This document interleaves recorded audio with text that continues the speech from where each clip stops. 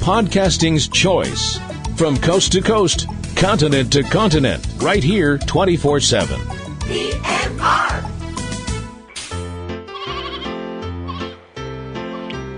This podcast is a proud member of the Lamb Podcasting Network.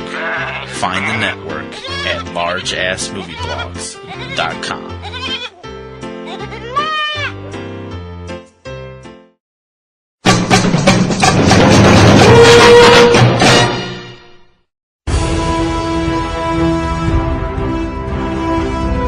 Spanning the entire Marvel Cinematic Universe, this is Subject Cinema's Avengers Endgame MCU Countdown.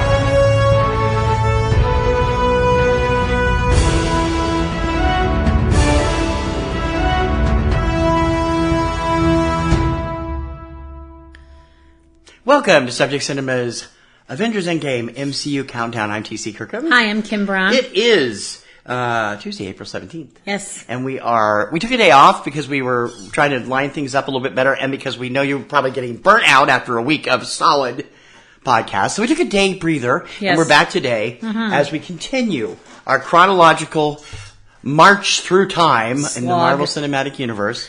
Our Marvel Cinematic slog. I don't know if it's a slog. Slog's always bad. Well, yeah, that's true. Journey.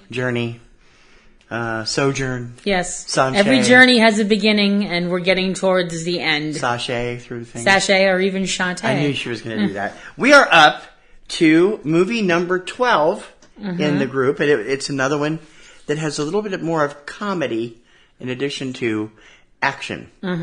Ant-Man. Yes. Starring Paul Rudd and a great cast of crazies there. Including Michael Douglas, who I didn't think I'd see in a superhero movie. No, I know. And Evangeline Lilly, Corey Stoll, is that who it was? And a few other people. And Michael Pena and David Dastmalchian. I've got to get his name in. And the other guy, I've forgotten who it was. If you told me that you'd see Anthony Hopkins in a superhero movie, I would have told you were high. Well, yeah, but well, that's because he had the chance to work with Kenneth Branagh originally. Yeah. And play Odin. I mean, when somebody comes along and goes, "Yeah, hi, we'd like you to be the king of the Norse pantheon," are you really going to say no? Yeah. Well, as long as you don't really have to lose an eyeball, I don't think you're really going to have a problem with it. You know. So we have all these serious stuff, and we're coming off of a fairly serious movie like Ultron, Age of Ultron. Yes. And then you come into Ant-Man. Ant-Man is the final film in Phase 2, which is weird. They usually end with Avengers movies, but Ant-Man finished up Phase 2. Paul Rudd, I gotta be honest, I was kind of worried about this one. We both ended up loving it, but it was I was very worried because when it was announced Edgar Wright was going to be directing, I was like, oh, this is going to be great. I love his stuff. He's amazing. You know, things like Hot Fuzz and World's End and all these other films that are really awesome. Only Edgar Wright movie I liked was Hot Fuzz. World's End kind of left me a little bit like, But I loved Hot Fuzz. I thought it was great. Yeah, I loved Shaun of the Dead. I have to be in the right mood to watch it, but I do think it's great. Yeah. And then it was like, well, no, he's not. And it was like, oh. Okay. And, it kind of got passed around between people. And then when they announced, Paul Rudd was going to be playing Ant-Man, I was like, okay. And then it was like, Paul Rudd's playing Scott Lang as Ant-Man. I'm going, who the F is Scott Lang? We neither one were familiar with the newer version of Ant-Man. We were used to Hank Pym. Yep. And so... But since we already knew that they were playing kind of fast and loose with not really, Marvel Scott has done stuff in the comics. Well, what I'm saying is we knew they were playing fast and loose with Marvel comic canon as it was, since we had just seen it. Age of Ultron, and we're all going, what do you mean Tony Stark created Ultron? Yeah. What the heck are you talking about? That kind of thing. So we came into Ant-Man going, I don't know what to expect. And I think it's pretty obvious we came out of Ant-Man going, oh my gosh, this movie rocked. It was a good thing that we went in not knowing what to expect. Yeah, it really did. We both had a blast. It was funny.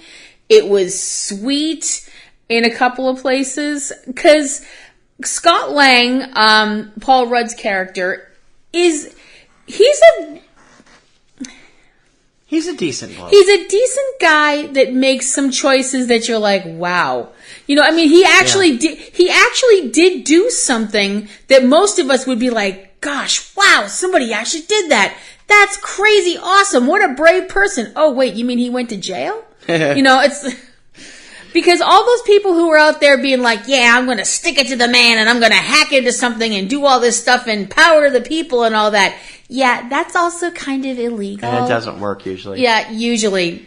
And of course, actually, a lot of the people that do that, they're not doing it for altruistic reasons. Right. They're doing it just because they can. Right. You know, not that that's, you know, I mean, if you could do stuff like that, you're smarter than me. So, but Scott he's a good guy. Mm. He makes some weird, I don't want weird, dumb. Let's go with dumb. Questionable? We'll go with that. Questionable choices, but he's a good guy. He's trying to be a good dad. And I'm sure we say all this in the review. So let's flash back to Subject Cinema number 490. Day and date July 19th, July 19th. That's where I screwed up. 2015. Paul Rudd, Evangeline Lilly, and Michael Douglas among an all-star cast of secondary characters in Marvel's Ant-Man.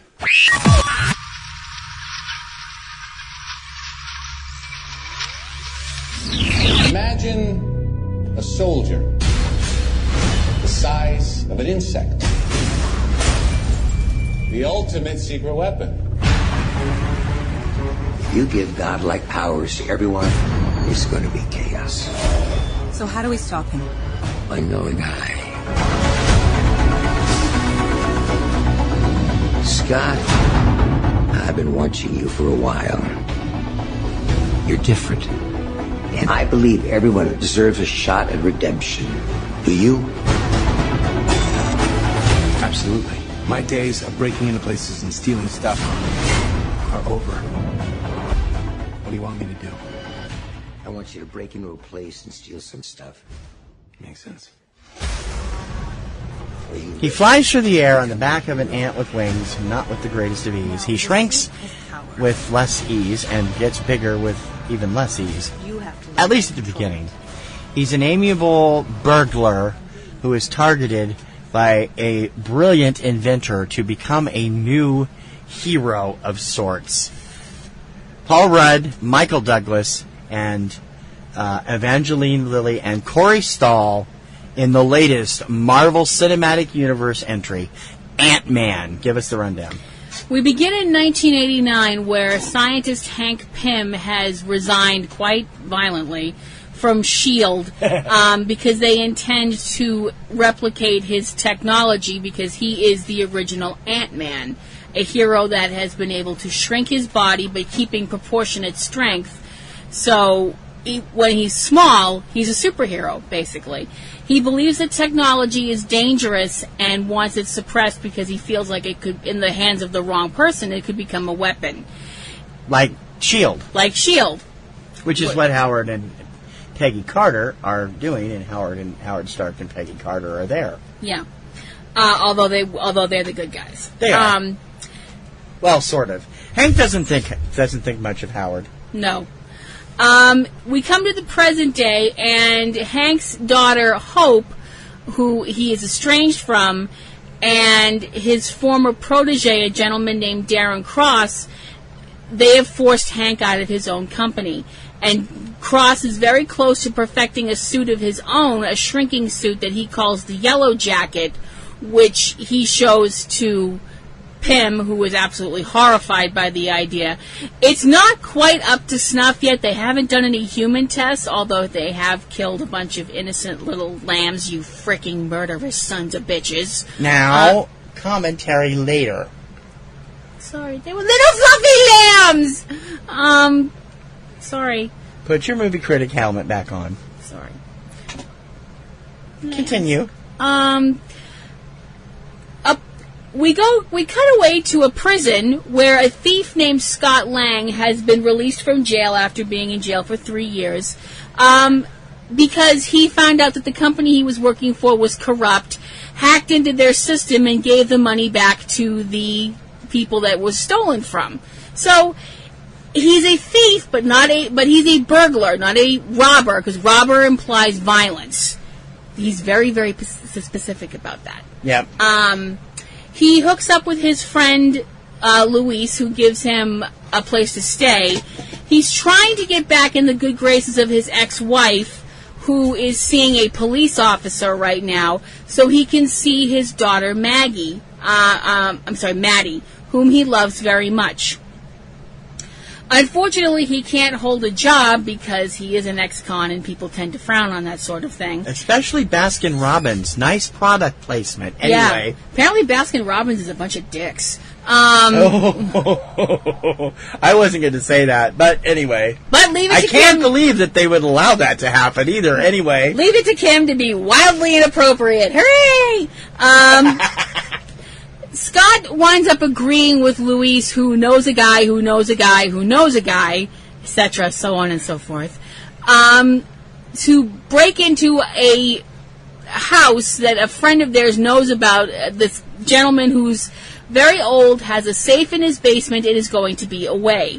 Scott breaks into the house, breaks into the safe, and finds a suit. No motorcycle money, suit. A motorcycle, what he thinks is a motorcycle suit.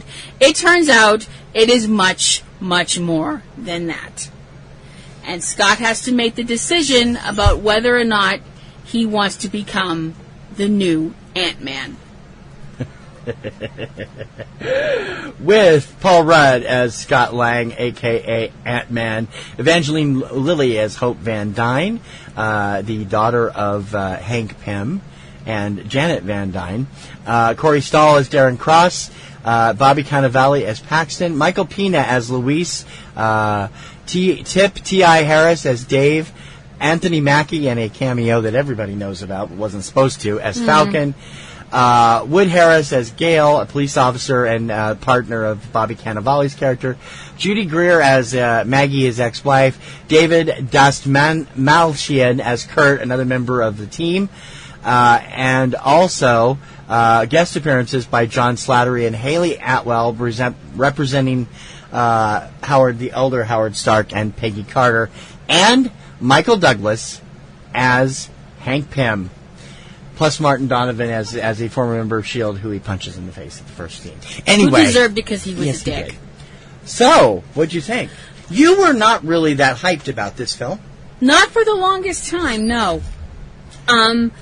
Ant-Man is supposed to be one of the original Avengers. Yes, and didn't get picked for the original run or the second run, although he is the final movie in the second series of Marvel Cinematic Universe superhero stories. Did they do a good job? Well, as TC mentioned, I really wasn't into this at first. But the more I started seeing trailers for it, the more I started hearing about it, I was like, this might actually work. And I have to say, I enjoyed it quite a lot. I think that Scott is a very different type of hero as opposed to somebody like Captain America or Iron Man, which is great because we need different types of heroes. I think that I really like Paul Rudd's interpretation of the character. He's a good person at heart.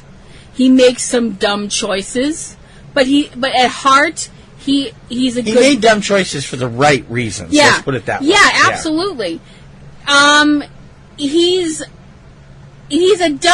makes dumb choices, but he does them for the right reasons, and goodness knows we've all been there. It's fun. It's a fun movie. I think that it's enjoyable. I think that I really liked Michael Douglas's take on Hank Pym. I really, really think this is a different sort of superhero movie. It's not the usual sort of, everything getting blown up at the same time and big climactic smackdowns with enormous amounts of collateral damage. And you know what? That's fine. Not every superhero movie needs to follow that formula. I don't think they do. I really liked it. What about you? I was ambivalent like you about it, but Edgar Wright was credited with writing it, and of course all the fanboys were upset when he split from the movie, deciding that it wasn't right for him according to creative differences, the Hollywood parlance for firing a director because they don't agree with the vision. But Wright still gets script credit here, and although I've been told it's a completely different script than what Wright actually came up with originally, I like Paul Rudd. Paul Rudd is somebody has grown on me as time has gone on. And here, he is just the right amount of sarcasm, the right amount of heart to make Scott a very likable character. And a very confused guy when he first puts on that suit and hits the wrong button. And finds Hank Pym talking to him. It's like, oh boy. I have a problem with this movie in one aspect.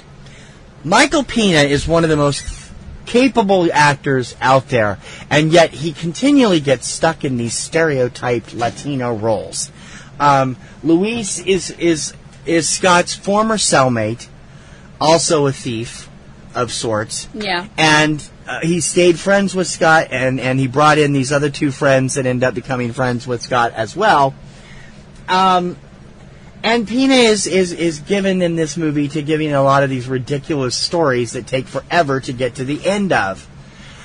I really think this character could have been written a bit more positively. I mean, not that he's not a bad guy. He wants to do right. He definitely cares about Scott as a friend and wants to be a part of this, but he's really kind of clueless, and I'm like, okay, this is a little ridiculous for this, because it's just another, hey, my sister told my brother, who told my friend, blah, blah, blah, blah. It's the same kind of stereotypical Latino word-of-mouth story that you get in 50 million other movies. Couldn't we have gone somewhere else with that? Really? I'm sorry, that's the only part of this movie I didn't like. The action sequences were good. This was the best use of live-action 3D since probably that movie we saw in IMAX a few years ago. What was the name of it? It was the Jet Li movie. You had it in your top 10 that year, too. Yeah, I know. Flying Swords of Dragon Game. Best use of 3D I've seen since then. It lends a lot of depth to. You actually can see the depth in the movie, which you don't see a lot of. No. And the special effects are phenomenal in this. I like the fact that only one residence gets blown up in this movie instead of the whole downtown New York metropolis, whatever, blah, blah, blah.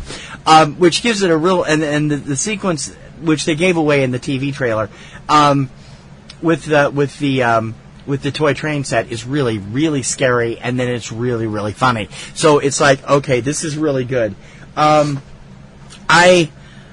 I also would like Bobby Cannavale to play likable characters more often. Yeah. He was really funny in Win-Win. And here, he's kind of like your stereotypical obnoxious cop who doesn't trust this guy because, oh, well, he just got out. And, of course, he's got that ex-con mentality that most cops have. And I don't like that. That's a stereotype. We don't need that. Some cops really want ex-cons, especially ones like Scott, who really didn't do life-threatening stuff wrong to make it again when they get out of prison, Yeah. I didn't see any need for that. He turns out that he's not such a bad guy, but it was a little irritating again. But overall, the action sequences are great. There is fantastic chemistry between Michael Douglas and Paul Rudd, and also between Paul Rudd and Evangeline Lilly, and Michael Douglas in there too, because they're kind of a trio here. Corey Stoll, who is really good at playing these psychotic bad guy types, is really good here too. Yeah. Never seen him with a bald head. I've always seen him with like close cropped hair. He looks weird bald, but I like the guy. He's a really good character actor and does make this a lot of fun. As does the cameo from Anthony Mackie, and you'll see why when you see the film. It is downright hysterical in places, and I'm looking forward to seeing what they're going to pull out. As always, with a Marvel film, a Marvel Cinematic Universe film, there are two after-movie sequences. One in the middle of the end credits, the other all the way after the end of the other end credits. Yep. So stay after the credits. But we didn't really need to tell you that, did we? Well, apparently we needed to tell everybody we saw it with, because all but like 6 people left. And they missed both of them. So it's like, okay. What's your score? I give Ant-Man an A-. I do. I enjoyed it a lot. And it made me want to see more of the character, who we know we are going to be seeing in the upcoming Marvel Civil War. Which is no, we don't know that for sure yet, but it's been rumored. It's implied. And they did say Ant-Man will return at the end of the film. Yeah. I give it a B+. I liked it, but there's 2 things that bug me. I can't give it a perfect score, but I would love to see a second Ant-Man film down the road. I love, and I hope they bring back the whole cast. And I've got to be totally honest, I'm not positive of this, but I think this is the first Michael Douglas film I've seen in the theater since Napoleon and Samantha. That was his very first feature film back in 1971. It was a Walt Disney film with Johnny Whittaker and a young Jodie Foster. I don't think I've seen any of his movies from the 80s or 90s in the theater. I've seen them on cable, but I've never seen them in the theater. So that makes this a mark of its own. Ant-Man is a welcome addition to the Marvel Cinematic Universe. It's safe for families. There's violence, but no major swearing and no major really bad violence. It's kind of comical violence, comic book violence. And if you have kids that enjoy the Marvel Cinematic Universe, you should be safe with this one. Yep. Also, watch for tons of Easter eggs and references to the other films. They're all there, especially a couple involving the Avengers that are downright hysterical.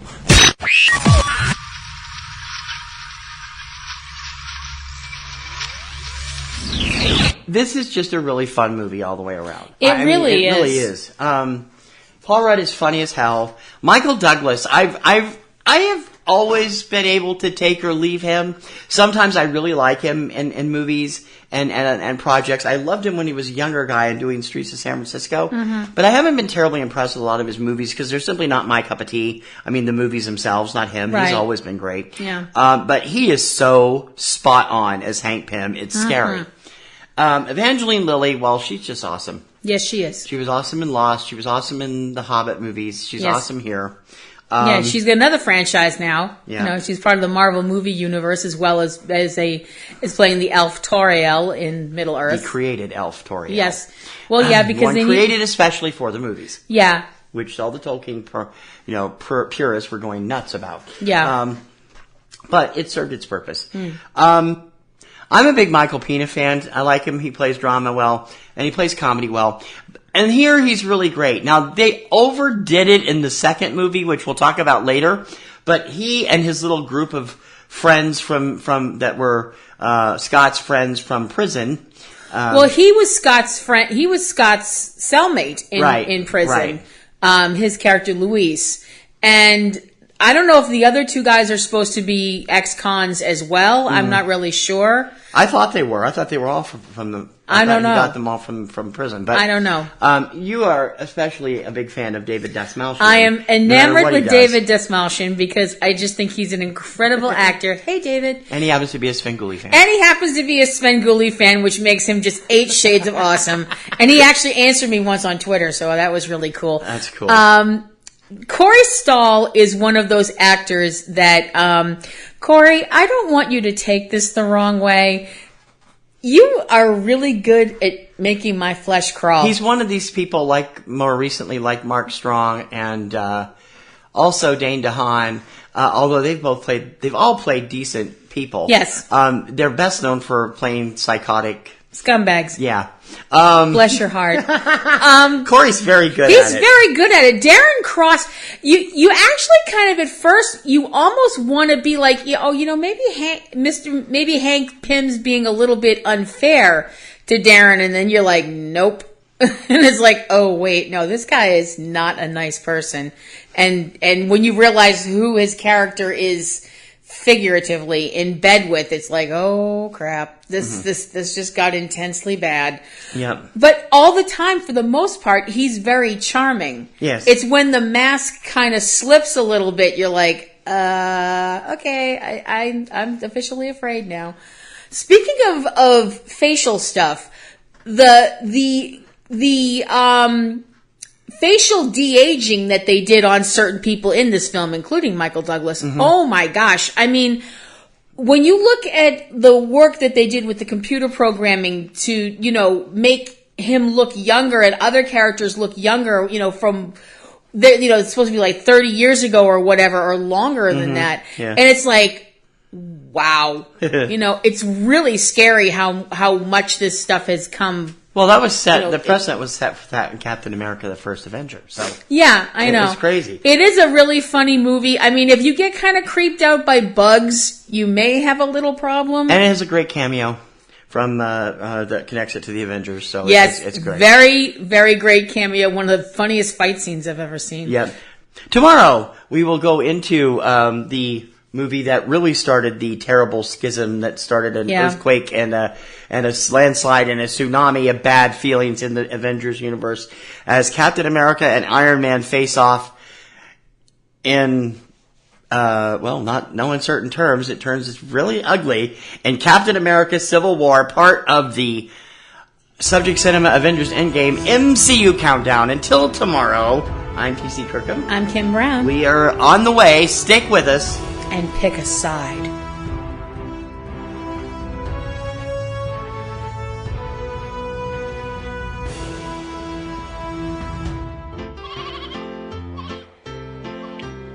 This podcast is a proud member of the Lamb Podcasting Network. Find the network at largeassmovieblogs.com. Podcasting's choice. From coast to coast, continent to continent, right here 24/7.